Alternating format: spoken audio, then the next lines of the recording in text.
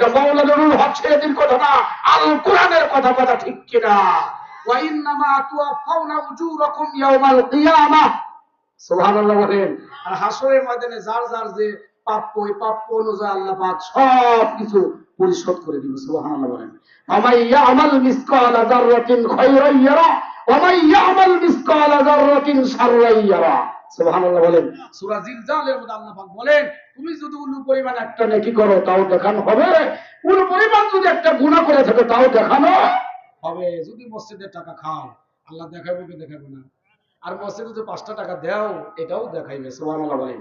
এজন্য মাদ্রাসা মসজিদের সাথে আমরা আছি তো ইনশাআল্লাহ। কারা কারা আছি একটু হাত তোলেন। নারায়ে তাকবীর। মাশাআল্লাহ, হাত নামান। আমি খুব অত্যন্ত খুশি হয়েছি এবারে প্রোগ্রামের আয়োজন দেখে আপনাদের আলো মানে উপস্থিতি দেখে আমি অত্যন্ত খুশি। সুবহানাল্লাহ বলেন। আর এই যে ফুরকানিয়া মাদ্রাসা, যে আমার আব্বা এই গাছতলা বাসতলা এই মানে স্কুলে বারান্দায় পড়ে গেছে। সুবহানাল্লাহ বলেন। আব্বা মৃত্যুর আগ পর্যন্ত মাদ্রাসার সাথে সম্পৃক্ত ছিল, টাকা নিয়েও না নিয়েও বেতন ছাড়া পড়াইছে ডাইরেক্ট 70 বছর। সুবহানাল্লাহ বলেন। 60-70 কম না এই মাদ্রাসা পড়াইছে। এই মাদ্রাসা সবার দিন আমি জন্ম নিয়েছি। সুবহানাল্লাহ কম। এই কিছু চাউলের জন্য কিছু চাউল দিছে, চাউলে এজন্য আমি এই মাদ্রাসার সাথে সম্পৃক্ত, আত্মার মিল। সুবহানাল্লাহ বলেন। গ্রামবাসীকে বলে দিচ্ছি এই মাদ্রাসার সাথে আমি আছি। বর্তমানে একটা শিক্ষক আছে, মহিলা শিক্ষক, উনি পড়াইতেছে, পড়াই। আমি বলে দিছি থাক, আমি ইনশাল্লাহ আসবো। সুবহানাল্লাহ বলেন। আমি একটু ফাঁক ফকুর পাইলে পারে দেখি তো মাদ্রাসা আছি, মসজিদে আছে, ওখান থেকে চলে আসবো, এখানে মুক্ত পড়াবো, একটা খতিবগিরি করবো, আর বক্তা তো আছি আলহামদুলিল্লাহ বলেন। আর একটা মাদ্রাসা কেতাবাদি পড়াবো, নাকি বলেন। এখানে শুরু লগ্নে আমি একটু ছেলেদের জন্য কোরআন পড়াইতে পারি, আব্বার স্মৃতিটা যেন আমি ধরে রাখতে পারি। সবাই রাজি আছেন ইনশাল্লাহ? আমি গ্রামে আসি, সবাই চান ইনশাল্লাহ? কারা কারা চান একটু হাত তোলার সাথে তাকবীর দেন। নারায়ে তাকবীর। হাত নামান। আমি মাদ্রাসা এই জন্য পড়াবো, আমার আব্বার স্মৃতি যেন থাকে, নাকি বলে। আর এখানে একটা প্রতিষ্ঠান হচ্ছে, মাওলানা আক্তার সাহেব করছে, প্রতিষ্ঠানের জন্য দোয়া করবেন, ওখানে ছাত্র দিবেন, নাকি বলে। ওটা হলো নুরানি মাদ্রাসা, এটা হলো মুক্ত, এখান থেকে পড়ে ওখানে পড়তে পারবে। কথা ঠিক হবে ঠিক। ওখানে ক্লাস শুরু হবে 8টায়, আর এখানে শুরু হবে ফজর পর থেকে, নাকি বলে। এখানে মুক্ত পড়ে শুরু করে ওখানে যে আপনি ক্লাস করবেন, করা যাবে না ইনশাল্লাহ। ওটাও চলবে, এটাও কি চলবে। দোকান যত বেশি হবে বেচাকিনি তত হবে। দোকান একটা থাকলে ওরকম বেচাকিনি হয় না। কথা ঠিক না ঠিক? আমি কি কথাটা আপনাদের বুঝাতে পারছি? একটু জিকির করে লা ইলাহা ইল্লাল্লাহ, লা ইলাহা।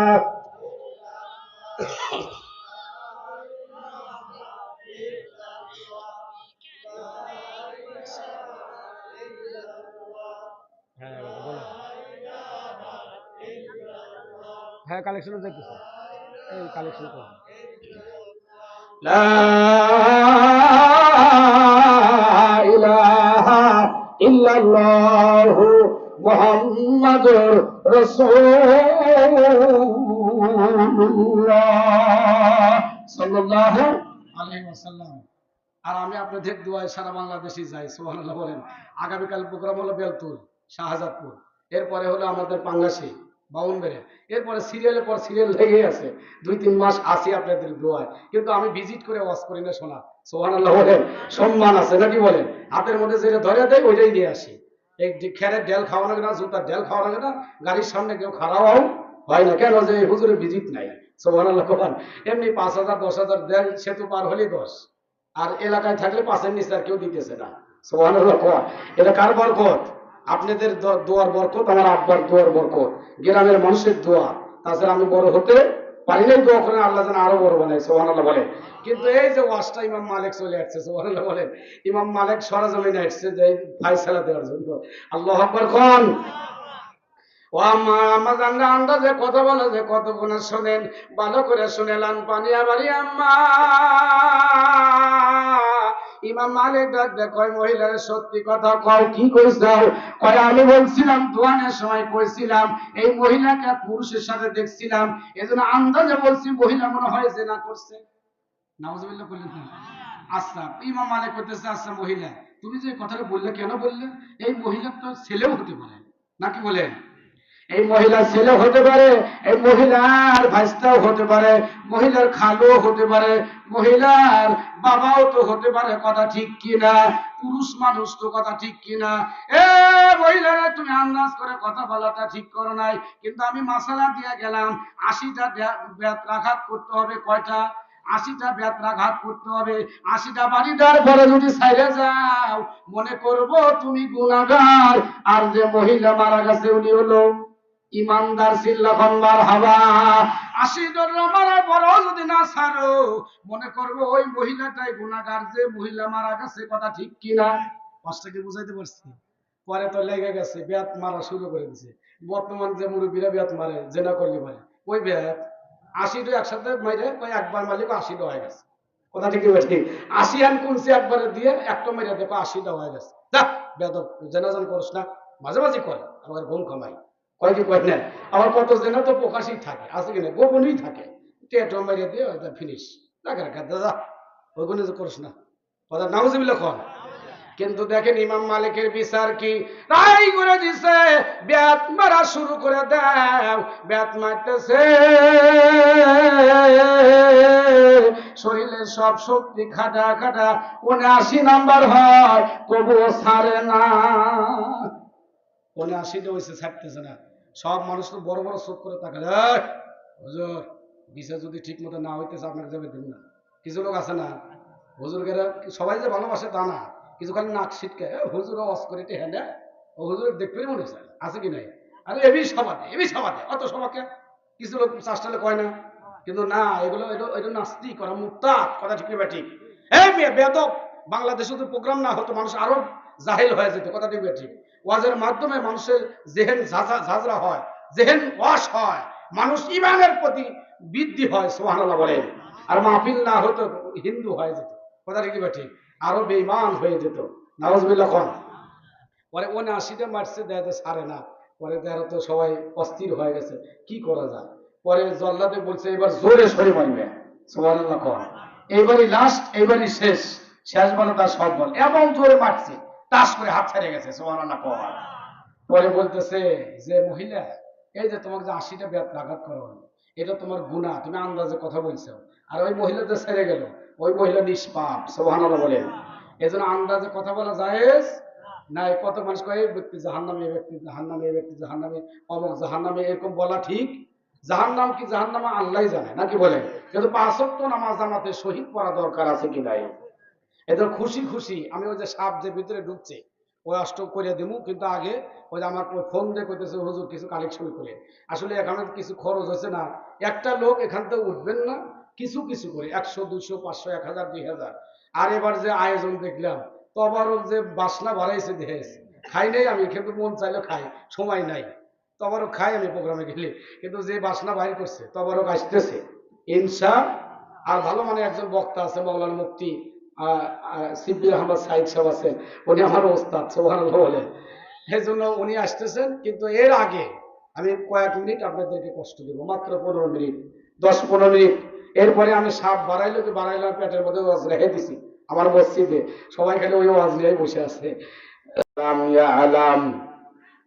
فسبحان الذي لا يحصى امتنانه باللسان ولا بالقلم، ونشهد أن لا إله إلا الله وحده لا شريك له، وأشهد أن سيدنا وسندنا وحبيبنا ومولانا محمدا عبده ورسوله، الذي أرسله بالحق بشيرا ونذيرا وداعيا إلى الله بإذنه وسراجا منيرا. فقد قال الله تعالى في كلامه المجيد وفرقان الحميد: إن الله وملائكته يصلون على النبي يا أيها الذين آمنوا صلوا عليه وسلموا تسليما أما بعد সকলে আমার সাথে জবান ছেড়ে সহি করে পড়ুন ফাউযু বিল্লাহি মিনাশ শাইতানির রাজীম বিসমিল্লাহির রহমানির রহিম كيف تكفرون بالله وكنتم أمواتا فأحياكم ثم يميتكم ثم يحييكم ثم إليه ترجعون وقال رسول الله صلى الله عليه وسلم لا يؤمن أحدكم حتى أكون أحب إليه من والدي وولده والناس أجمعين أو كما قال عليه الصلاة والسلام خيركم من تعلم القرآن وعلمه أو كما قال عليه الصلاة والسلام طلب العلم فريضة على كل مسلم أو كما قال عليه الصلاة والسلام وقال علام الشاعر دربشانی نے طریقت روک دریا کر دیا دربشانی نے طریقت روک دریا کر دیا दिल में रोशन कर दिया आंखों को बीना कर दिया एक चश्मे जदम गाफिल जा शाहनाबाशी एक चश्मे जदम गाफिल जा शाहनाबाशी शायद के उन्हें गाह कुनम आगाह नबाशी दरजवानी तौबा करदम शिवाय पैगंबरी वक्त पीरे गुरगुजाला मिशवत पर परहेजगारी जर से हरदम बगोयात अल्लाह ना गोयात टुनटुना टुनटुन लाटोटो जर से हरदम बगोयात अल्लाह ना गोयात टुनटुना टुनटुन लाटोटो জাহান শাসন করিত ধুলার তক্তি বসি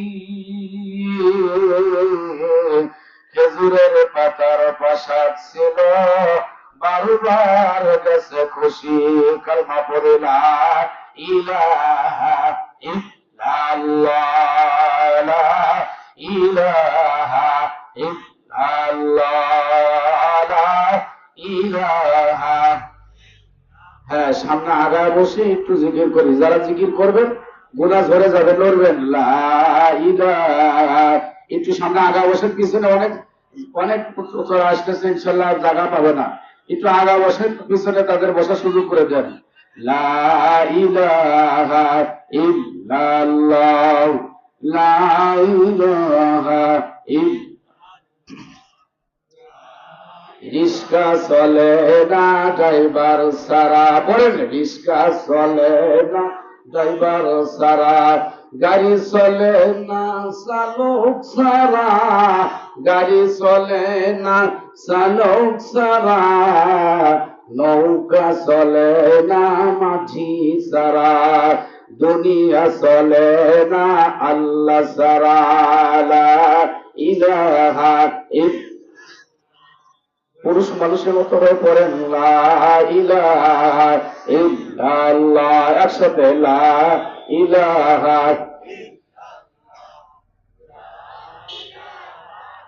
জান্নাতের ওই হুরি নুরি ওই নামেতে মাতোয়ারা লা ইলাহা একসাথে লা ইলাহা ইল্লাল্লাহ আসমানে আল্লাহ জমিনে আল্লাহ আসমানে আল্লাহ জমিনে আল্লাহ হায়াতে আল্লাহ মৌতে আল্লাহ আল্লাহ আল্লাহ আল্লাহ যারা পড়তেছেন কলম পরিষ্কার হবে। আল্লাহ আল্লাহ আল্লাহ আল্লাহ আল্লাহ আল্লাহ।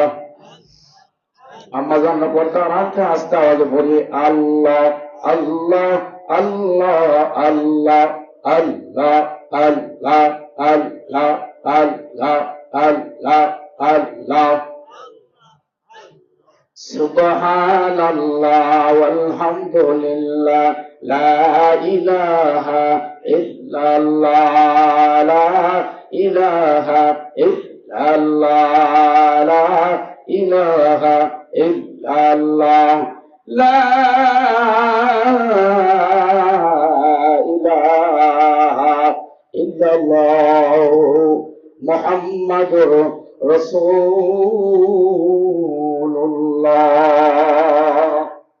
জবান খুলে বলি সাল্লাল্লাহু আলাইহি ওয়াসাল্লাম। আপনারা সকলে কেমন আছেন? আল্লাহ তাআলার অশেষ মেহেরবানিতে আমিও আপনাদের দোয়ায় সুস্থ আছি।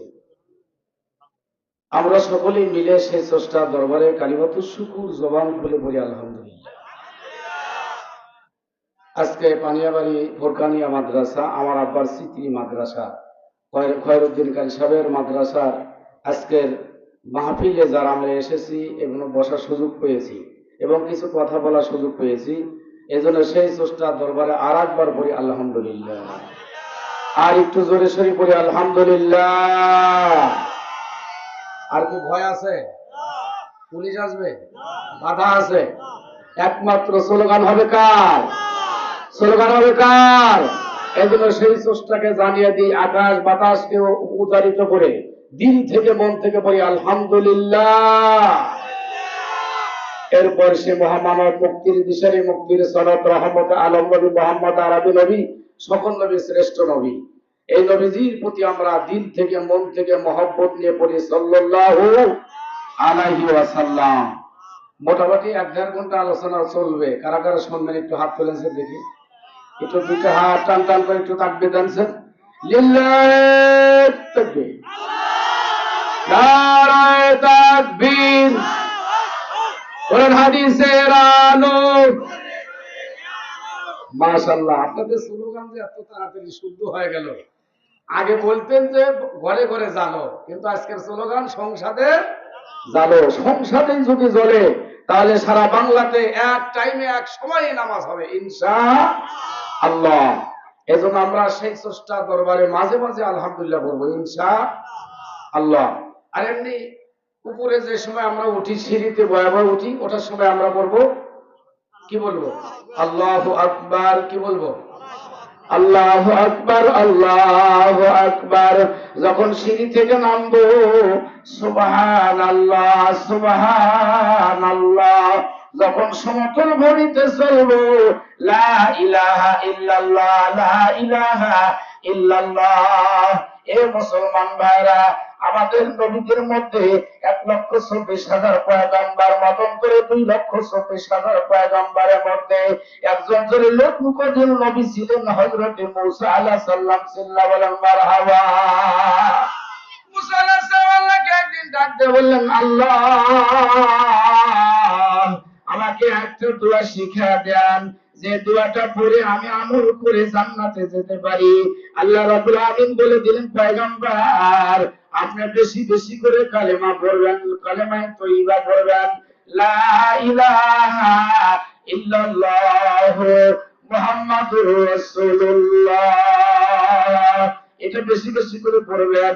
মুসা আলাইহিস সালাম বললেন, না এটা তো সবাই পড়ে, সব নবী পড়ে, সব উম্মতরা পড়ে, এটা তো পুরাতন বিষয়, আমাকে একটা নতুন বিষয় শিখায় দেন। আল্লাহ রাব্বুল আলামিন বলেন, পয়গম্বর যদিও পুরাতন, এর আমল কত জানেন নাকি? এর ওজন কত? এক পাল্লায় যদি কালিমা তয়্যিবাকে তুলে দেওয়া হয়, আর এক পাল্লায় যদি সারা আসমান জমিন তুলে দেওয়া হয়, কালিমা তয়্যিবার পাল্লাটা ভারী। চিল্লা মারহাবা।